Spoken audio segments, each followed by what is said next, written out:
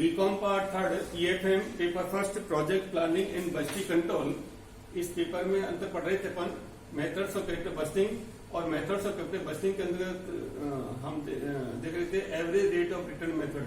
पिछले वीडियो में हमने देखा था average rate of return on initial investment, यानी कि प्रारंभिक विनियोग पर औसत प्रत्याय की दर कितनी थी। उस विधि से हमने ERR ज्ञात की थी।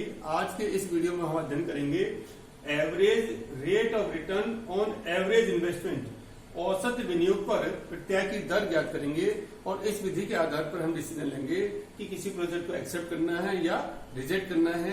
तो डिसीजन का तरीका वही है जो पिछली विधि में था, यानी कि जिसकी ARR average rate of return सबसे अधिक होगी उस प्रोजेक्ट को हम एक्सेप्ट करेंगे और जिनकी कम है उनको हम रिजेक्ट कर देंगे।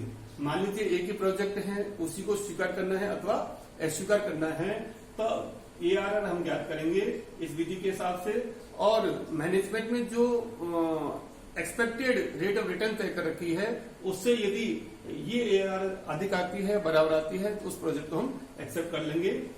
सपोज करिए यदि मैनेजमेंट चाहता है कि प्रोजेक्ट से हमें मिनिमम एक्सपेक्टेड जो रेट ऑफ रिटर्न हो 10% होनी चाहिए, और जब हम ARR ज्ञात करते हैं average rate of return average investment के आधार पर और ये आती है सपोज 12%, तब चूंकि ये इससे ज्यादा है तो इस प्रोजेक्ट को हम एक्सेप्ट कर लेंगे। इसके बराबर या इससे अधिक होने पर हम इसको स्वीकार किया जाएगा। सपोज करिए अगर ये आती है केवल 8%, तो चूंकि ये इससे कम है इसलिए इस प्रोजेक्ट को हम रिजेक्ट कर देंगे। अब मान लीजिए आपके पास में ABC 3 प्रोजेक्ट हैं और A प्रोजेक्ट की आपकी आती है 10%, इसकी आती है 12% और इसकी आती है 15%। तो हम इस विधि के हिसाब से कौन सा प्रोजेक्ट एक्सेप्ट करेंगे जिसकी ARR average rate of return सबसे अधिक होगी। तो हम यहाँ देख रहे हैं कि A की है 10%, B की है 12% और C की है 15%। तो हम C को सेलेक्ट करेंगे क्योंकि इसकी रेट ऑफ रिटर्न सबसे अधिक है। यदि हमें प्रायोरिटी तय करनी है तो हम प्रायोरिटी नंबर 1 को उसको देंगे जिसकी रेट ऑफ रिटर्न सबसे अधिक है। तो यहाँ पर प्रायोरिटी नंबर 1 C प्रोजेक्ट को मिलेगा, थोड़ी उससे कम है प्रोजेक्ट मिलेगा 12% है, और थर्ड नंबर मिलेगा आपको A प्रोजेक्ट। तो प्रायोरिटी जो तय की जाती है जिसकी रेट ऑफ रिटर्न सबसे अधिक है उसको नंबर 1, उससे कम है उसको 2, ऐसे ही हम क्रम तय करते हैं। अब हम यहाँ लेते हैं क्वेश्चन। इस विधि के आधार पर हमें ARR ज्ञात करनी है। सपोज इनिशियल इन्वेस्टमेंट 10,000 है, annual cash flow after tax and before depreciation ₹1,750 है और एस्टिमेटेड लाइफ 10 ईयर्स है, साइलेंट वैल्यू निल है। ये इन्फॉर्मेशन आपको दे रखी है। इनके हिसाब से average rate of return on average investment के आधार पर आपको ARR की ज्ञात करनी है। तो फॉर्मूला क्या है इसमें, estimated average net income after depreciation tax upon average investment into 100। पिछली बार वाली विधि में क्या लिखा था, यहाँ पर इनिशियल इन्वेस्टमेंट लिखा था और केवल अब क्या है यहाँ पर एवरेज इन्वेस्टमेंट आएगा। अब एवरेज इन्वेस्टमेंट कैसे निकालना है उसके लिए फॉर्मूला है initial investment plus scrap value divided by 2। Scrap value क्या है कि इसको हम साइलेंट वैल्यू कह सकते हैं कि जो कि कंपनी ने जो प्रोजेक्ट लिया है, जो मशीन लिए है, उसकी लास्ट में स्क्रैप वैल्यू क्या आती है। तो इनिशियल इन्वेस्टमेंट और स्क्रैप वैल्यू दोनों जोड़ते हैं तो 2 का भाग देते हैं। सपोज करिए क्वेश्चन में स्क्रैप वैल्यू नहीं है तो 0 मान लेना और उसके हिसाब से 1 इस क्वेश्चन को सॉल्व कर सकते हैं। तो अब एवरेज इन्वेस्टमेंट के लिए फॉर्मूला है initial investment plus scrap value divided by 2, और एस्टिमेटेड जो average net income after depreciation tax है, यानी कि यहाँ पर जो एनुअल इनकम रखी है वो बिफोर डेप्रिसिएशन रखी है। तो इस इनकम में से हमें चाहिए आफ्टर डेप्रिसिएशन टैक्स, तो हमें डेप्रिसिएशन को कम करना पड़ेगा। तो सबसे पहले क्वेश्चन को सॉल्व करने के लिए हमें डेप्रिसिएशन की अमाउंट ज्ञात करनी पड़ेगी।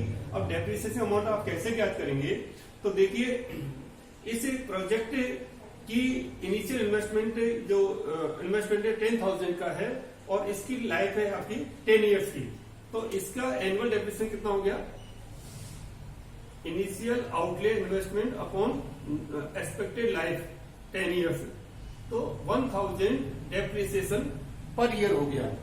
अब पर ईयर इसका 10,000 इसका जो डेप्रिसिएशन है, इसको हम जो एनुअल कैश इनफ्लो है जो बिफोर डेप्रिसिएशन रखे इनसे डेप्रिसिएशन कम कर देंगे। तो 1,000 750 माइनस 1000 डेप्रिसिएशन के, तो ये आ गया आपका 750 रुपए की आगे annual cash flow after tax and after depreciation 750 rupees, ये आपकी अमाउंट आ गया। अब आपको क्या चाहिए? Average investment. तो एवरेज इन्वेस्टमेंट का फॉर्मूला क्या है? इनिशियल इन्वेस्टमेंट कितना है? 10,000 प्लस स्क्रैप वैल्यू, सॉल्यूशन नील है तो 0 अपॉन 2, तो ये आ गया आपका 5,000। अब आपके पास दोनों फिगर हैं। ऊपर वाला जो है estimated average net income after depreciation tax कितना है? 750। तो 750 अपॉन एवरेज इन्वेस्टमेंट कितना आएगा? 5,000 इंटू 100, 15%। तो इसकी जो ARR कितनी आई? 15%। एक बार पुनः समझ लीजिए आप कि यहाँ पर क्या है कि जो एनुअल कैश इनफ्लो दे रखे हैं वो आफ्टर टैक्स बिफोर डेप्रिसिएशन दे रखे हैं। तो पहले हम लोग को डेप्रिसिएशन की राशि याद करनी पड़ेगी, और डेप्रिसिएशन की राशि याद करने का फॉर्मूला है कि जो इनिशियल इन्वेस्टमेंट है उसमें आप एस्टिमेटेड जो लाइफ है 10 ईयर्स का भार दे दीजिए। तो हमने 10,000 में 10 ईयर्स का भार दिया, 1,000 रुपीज पर ईयर आपका डेप्रिसिएशन आया, और पर ईयर की जो इनकम थी 1750, इसमें से हमने डेप्रिसिएशन को माइनस किया, तो हमारी नेट इनकम आ गई आफ्टर डेप्रिसिएशन टैक्स 750 रुपए। ये वाला अमाउंट हमें 750 रुपए आ गया। अब आप लोग चाहिए average investment. Average investment formula क्या है? Initial investment plus scrap value divide by 2। Initial investment इसमें दे रखा है 10,000, स्क्रैप वैल्यू दे रखी है नील, डिवाइड बाय 2, 5,000 आ गया। और 750 अपॉन 5,000 इंटू 100, तो 15% इसकी ARR आ गई। तो ये क्वेश्चन हो गया सॉल्व। अगर हम आप इसी क्वेश्चन को पिछली वाली विधि से करें, जो कि estimated average net income after depreciation tax upon initial investment थी, तो ये तो आगे थी आपके 750 रुपए। इनिशियल इन्वेस्टमेंट कितना है? 10,000 इंटू 100, ये तो 7.5%। यानी कि पहली जो विधि जो पिछली वीडियो में बताई थी आपको, इनिशियल इन्वेस्टमेंट के हिसाब से तो आएगी ये 7.5%, और एवरेज इन्वेस्टमेंट के हिसाब से आएगी ये 15%। तो ये पहला वाला जो प्रोजेक्ट था ये हमने सॉल्व कर लिया। इसकी लागत आई थी 15%,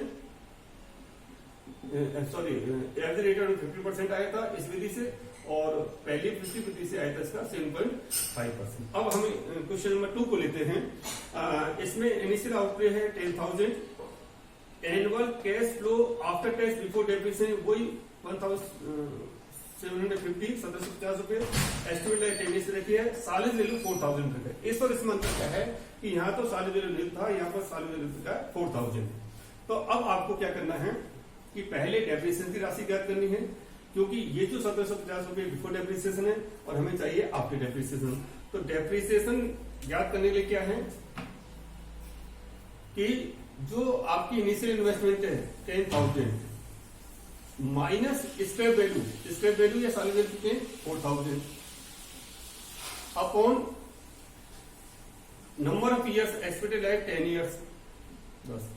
तो 6,000 बटे 10, 600 700 रुपए आपका डेप्रिसिएशन आ गया, एनुअल डेप्रिसिएशन। अब आप क्या करेंगे कि जो एनुअल डेप्रिसिएशन है इसको एनुअल जो नेट इनकम है 1750 रुपए, इसमें से माइनस कर देना। तो 1750 माइनस 600 डेप्रिसिएशन के, तो ये हो गया 1150। तो 1150 जो अमाउंट आया ये क्या है? Estimated average net income after depreciation and tax 1150। अब आपको निकालना है average investment. Average investment formula क्या है? इनिशियल इन्वेस्टमेंट कितना है यहाँ पर?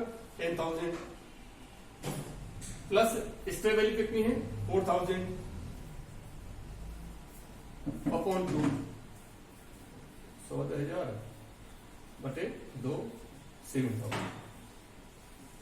तो एवरेज इन्वेस्टमेंट आपका 7,000, और ऊपर वाले जो है average net income after depreciation and tax आ गया 1150। ये दोनों फिगर आपके आगे अब फॉर्मूला फीड कर दीजिए आप कि 1150 अपॉन एवरेज इन्वेस्टमेंट 7,000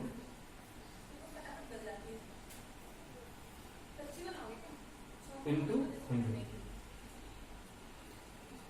इसमें 115 7 का भाग देते हैं तो 7 3 7 7 से 42 3 7 से 2 लगभग 16.43% इसका है। इस विधि से जो इसकी ERR आई वो आ गई 16.43%। अगर इसको हम पुरानी विधि से करें इनिशियल इन्वेस्टमेंट से तो ऊपर वाली राशि तो सेम रहेगी 150 रुपए, है ना। अब आपको यहाँ पर आना है इनिशियल इन्वेस्टमेंट, तो इनिशियल इन्वेस्टमेंट कितना था 1150 अपॉन इनिशियल इन्वेस्टमेंट 10,000 इंटू 100, तो ये इसके आगे 11.5%, ये आ गया आपके 11.5%। इनिशियल इन्वेस्टमेंट से आएगी 11.5% और एवरेज इन्वेस्टमेंट के हिसाब से आएगी 16.43%। मान लीजिए ये दोनों प्रोजेक्ट हैं, इन दोनों में से किसी एक का चुनाव करना है सपोज करिए, तो हम क्या कर सकते हैं कि जिसकी रेट ऑफ ERR सबसे अधिक होगी, यदि हम इस वाली विधि से तुलना करें, इसकी 15% है, इसकी 16.43% है, तो इसकी ज्यादा इसको चुनाव करेंगे। यदि हम इनिशियल इन्वेस्टमेंट से करें तो भी इसकी 7.5%, इसकी 11.5% है, तो इसका चुनाव करेंगे। तो इस प्रकार से आप एवरेज रेट ऑफ रिटर्न के आधार पर डिसीजन ले सकते हैं कि जिसकी ERR अधिक होगी उसको हमें एक्सेप्ट करना है, भले ही आप average rate of return on initial investment से ज्ञात करें या average rate of return on average investment से ज्ञात करें, डिसीजन में कोई अंतर नहीं आएगा। Thank you.